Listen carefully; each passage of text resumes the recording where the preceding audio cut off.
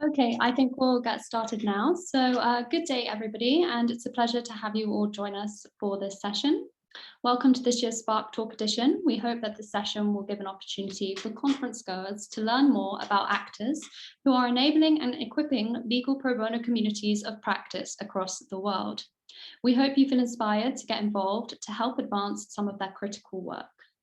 In this session, I have the pleasure of introducing Katrina Crossley, the Chief Executive of the International Law Book Facility, and Bruce Lasky, the Director of Babsicle, both of whom are social justice actors who are enabling and equipping legal pro bono communities in various places across the world. Each speaker will present for about 6 minutes, and we hope their presentations will inspire everyone to get involved and support their organizations. The speakers' details will be shared with everybody during the session in the chat, so please feel free to contact them. Katrina is a lawyer by profession, and she is the Chief Executive of the International Law Book Facility and has been involved in the organization since its founding in 2005. The charity's mission is to support the rule of law and access to justice for all by sharing legal knowledge. The International Law Book Facility provides legal textbooks to non-profit organizations around the globe, including judiciaries, law commissions, bar associations, law societies, law reporters, universities, prisons, and pro bono organizations. Since its founding, the ILBF has sent over 70,000 law texts to more than 200 organizations in 54 countries. We are delighted to have Katrina join us today, and I will now hand over to her to talk about her organization's excellent work. Thank you, Katrina. Thank you very much, Maddie. And thank you to International Advocates for International Development for giving me the opportunity to talk about the work of the ILBF. I hope to give you a bit of a flavour of what we do and to show how important our partnerships with other organisations are to our success. Our books support law students, law professors, lawyers and judges, and they are making a difference. Pass rates at law schools are improving, laws are being revised, law reporters have access to legal judgments to check the references, lawyers have access to authoritative sources to build their cases, and judges have access to materials to complement their training.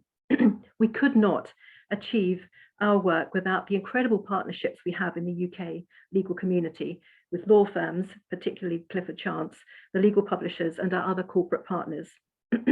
It's absolutely the case that our impact is enhanced when we partner with other organisations. And I hope the stories that follow will give you an insight into our work and how important our partners are. Next.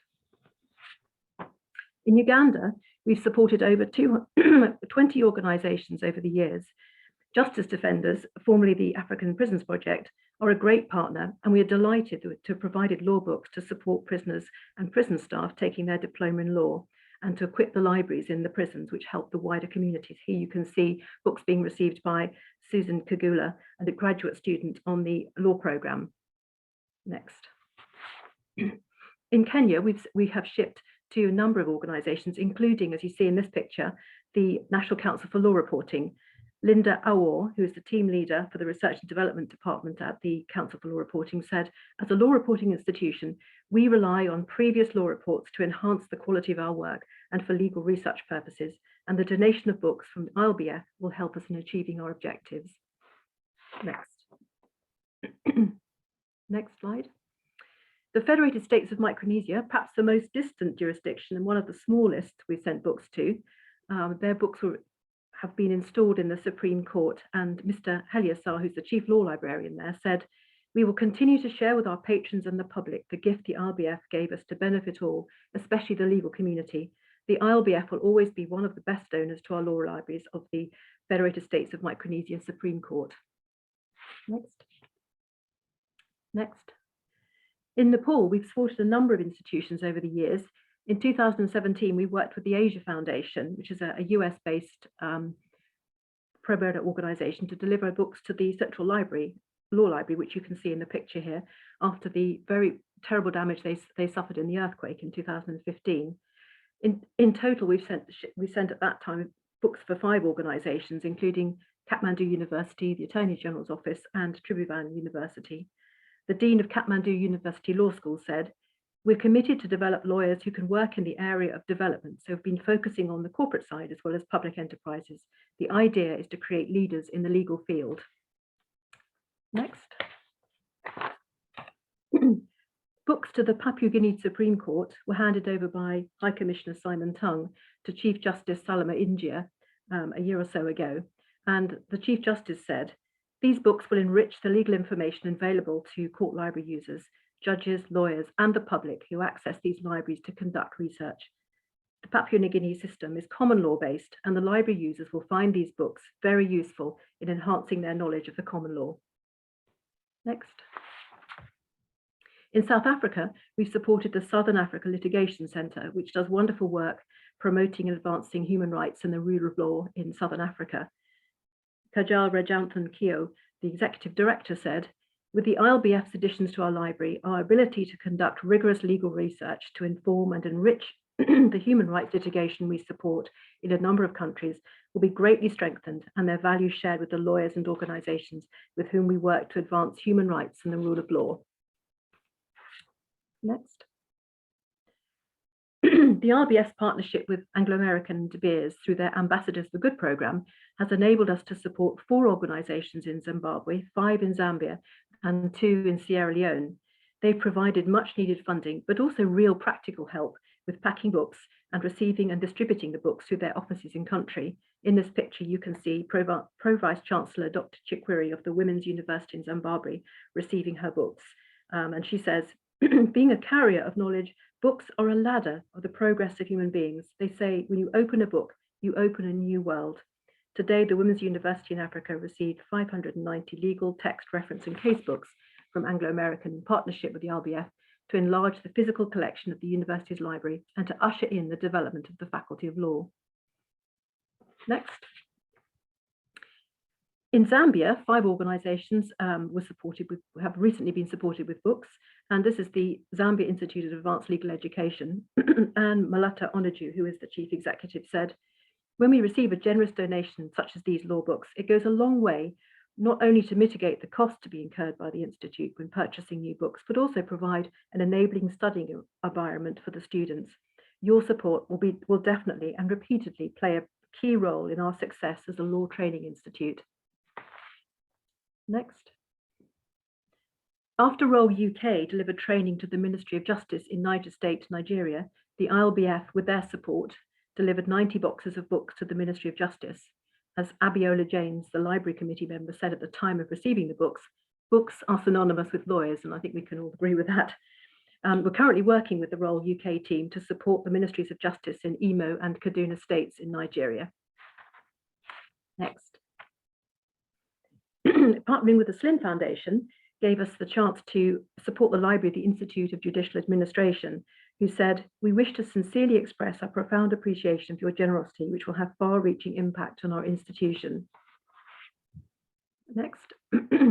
Also in Tanzania, we have shipped books to the Law School of Tanzania through contacts made with the Commonwealth Magistrates and Justices Association. And again, lovely quote from the head of library services there, who said, on behalf of the school, I wish to express our profound appreciation for the donation, as we believe that our students, staff, and the community will benefit immensely from reading the published papers. And actually, just yesterday, our latest shipment to Tanzania to Mazumba University and the Tadera organization left the UK. Next. Partnering with LexisNexis France, Clifford Chance in Paris, and the Union Internationale des Avocats was a multinational collaboration which enabled us to support the Kasai Bar Association in the DRC, who are engaged in vital work to ensure adequate representation, due process, and fair trial for those charged with mass crimes during the 2016-17 conflict in the Kasai region. And the Bar Association were very grateful to receive the text, particularly as they were in French. Next.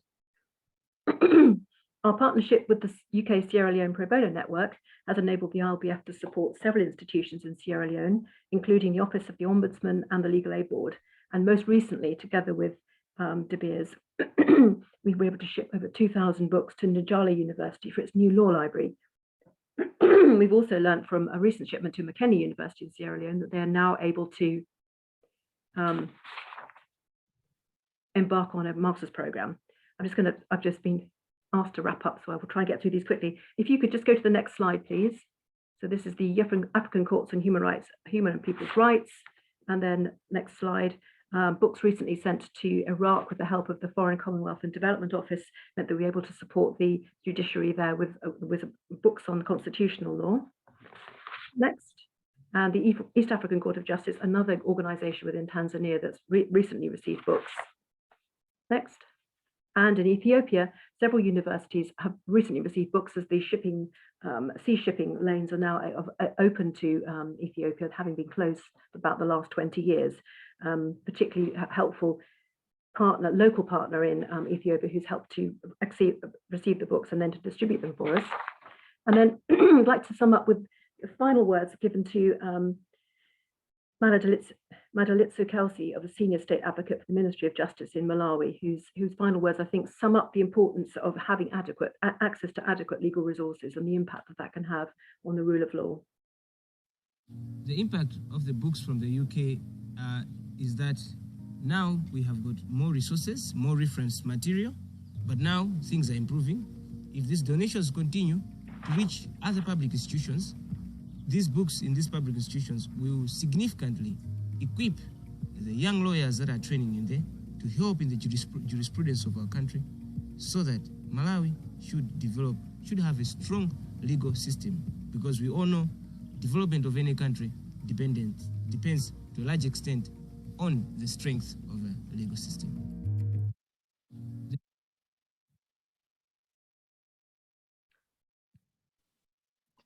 Wonderful. Thank you very much, Katrina. We really enjoyed learning about your work all over the world. How exciting.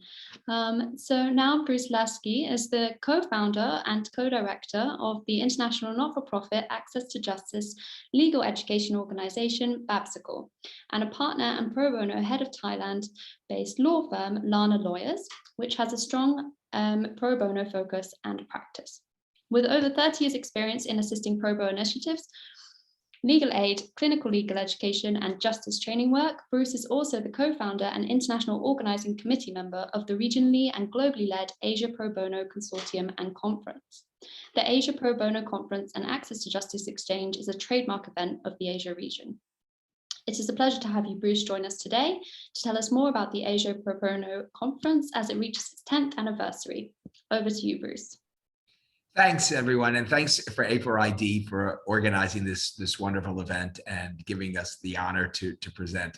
So we were asked to do a quick spark talk on the ways we've kind of created communities of practice in supporting pro bono. And I'm just going to hold up a coffee pot because coffee has been important and gathering people together has been important. In 2011, I was in the country of Laos, where I actually am right now. And we were approached by lawyers that were doing access to justice work, and were asked, how can we have more lawyers and legal service providers in the region do pro bono? So we said, well, you know what we'll do?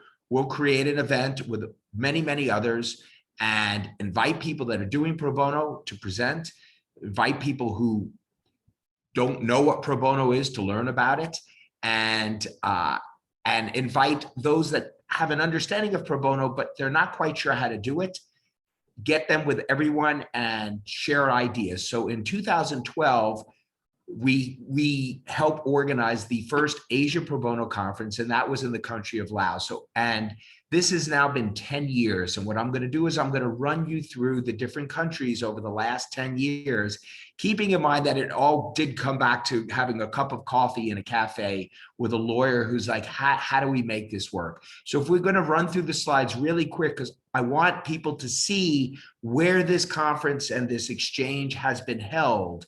And at the end, I'm going to talk to you about getting involved this year, which is a virtual conference. And next year, hopefully, to celebrate an anniversary, it will be held back in Laos in 2022. But with it, if we can just run through the slides. So to the next slide. So we're going to talk about, where it has been and how to get involved and how to register. Next slide. Okay. Next slide. So the history I've explained goes back to coffee. Let's go to the next slide. Okay, first year was held in Laos, 2012. Next slide. Next year it was held in Ho Chi Minh City in Vietnam. Next slide. Then was Singapore. Next slide. Then was Myanmar. Next slide. Then it was held in Indonesia in Bali. Next slide. Then in Malaysia, in Kuala Lumpur. Next slide. Then in Hong Kong. Next slide. Then we held it we moved it to South Asia, and we held it it was held in Kathmandu in Nepal in 2019. Next slide. In 2020, we were supposed to hold it in the Philippines, in Cebu, but something called COVID came around and we just didn't happen. So we said, that's fine. We're just going to do it virtually. And we held it virtually. We had over 1,000 people attend directly, and it streamed out live to close to 250,000 people globally. And that was in 2020. Next slide.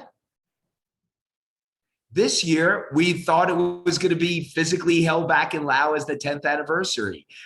We got a place to hold it, beautiful. We had an organizing committee, but once again, COVID, stuck up its head and said it's not going to happen. So this year, it's actually going to be held virtually again. And the conference is broad.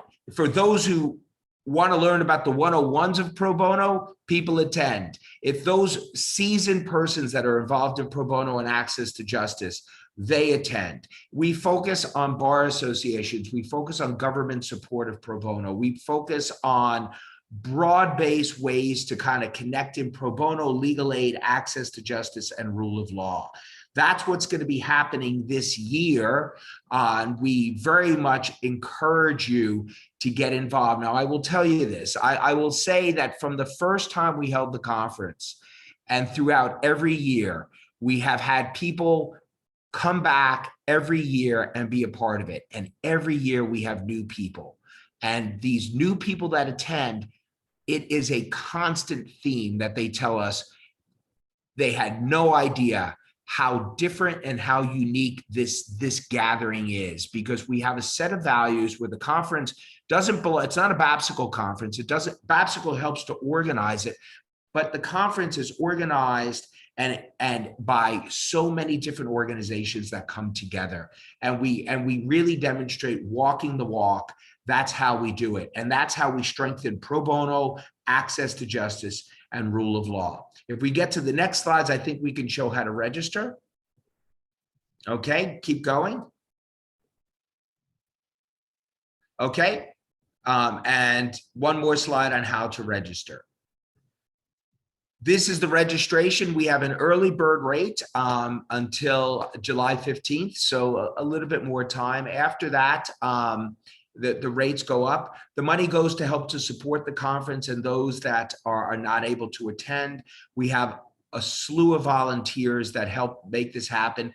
We also translate this into 5 to 6 languages minimum.